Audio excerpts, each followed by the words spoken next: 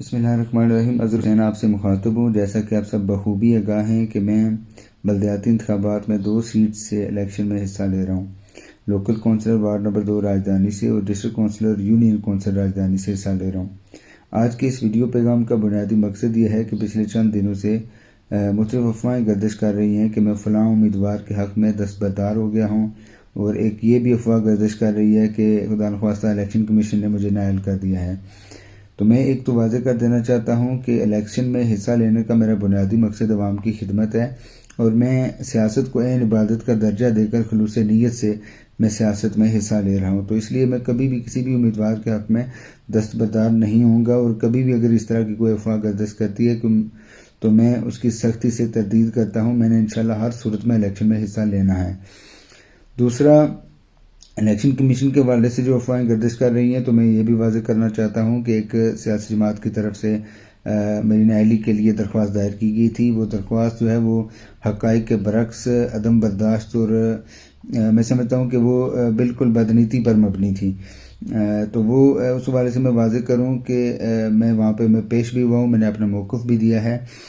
میں الحمدللہ ایک تعلیمی ادارے میں سربراہ کی حیثیت سے کام کرتا ہوں۔ میں ایک مقدس پیشے کے ساتھ میرا تعلق ہے، تو میں سوچ بھی نہیں سکتا کہ میں کہیں پہ کسی کے پوسٹر پھاڑوں گا، کسی کے جھنڈے اکھاڑوں گا، یا خدا نخواستہ جو حکومت کی طرف سے ایک ضابطہ مقرر کیا گیا ہے میں اس کے خلاف کوئی قدم اٹھاؤں گا۔ اللہ تعالیٰ نے مجھے علم، عقل، شعور اور فہم و فراست سے نوازا ہے، تو اس طرح کی کسی بھی حرکت کا میں مرتکب نہیں ہو سکتا۔ دوسرا، میں یہاں پر بالخصوص اپنی ماؤں، اپنی بہنوں، اپنے بزرگوں، اپنے بھائیوں، اپنے دوستوں سے التماس کروں گا کہ میرا یہ جو الیکشن ہے اس کا خالصتاً مقصد یہ ہے کہ ایک موروثی سیاسی نظام جو اس معاشرے میں سرایت کر چکا ہے اس کے خلاف میں جدوجہد کر رہا ہوں، اور آپ سے التماس کرتا ہوں کہ اس جدوجہد میں آپ بھی حصہ بنیں۔ میرا یہ جو الیکشن ہے یہ ایک سوچ کے خلاف ہے، ایک فرسودہ نظام کے خلاف ہے۔ ہم نے اس سوچ کا خاتمہ کرنا ہے جس میں خاندانی سیاست کو پروان چڑھایا جاتا ہے۔ سیاست ہر ایک فرد کا بنیادی حق ہے، اور وہ حق کوئی بھی نہیں چھین سکتا۔ میری یہ جو جدوجہد ہے یہ خالصتاً نیک نیتی اور خلوص نیت پر مشتمل ہے، اور میں آپ تمام احباب سے التماس کرتا ہوں کہ آپ میری جدوجہد کا حصہ بنیں۔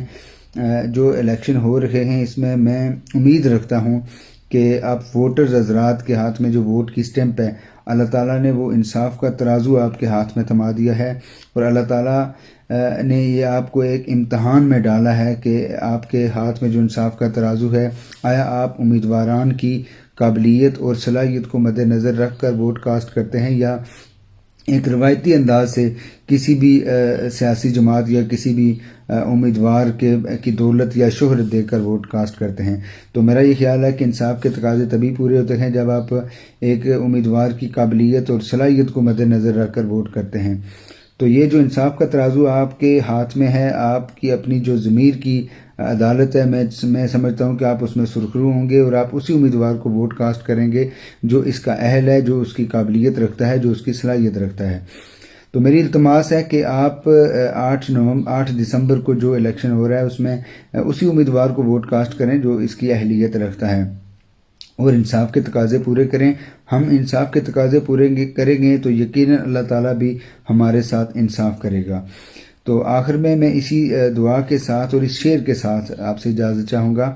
اے میرے دیس کے لوگوں تم شکایت کیوں نہیں کرتے، اے میرے دیس کے لوگوں تم شکایت کیوں نہیں کرتے، تم اتنے ظلم سہ کر بھی بغاوت کیوں نہیں کرتے، تم اتنے ظلم سہ کر بھی بغاوت کیوں نہیں کرتے، اور یہ جاگیروں کے مالک کیوں چنے ہیں تم نے، یہ جاگیروں کے مالک کیوں چنے ہیں تم نے، تمہارے اوپر تم جیسے حکومت کیوں نہیں کرتے۔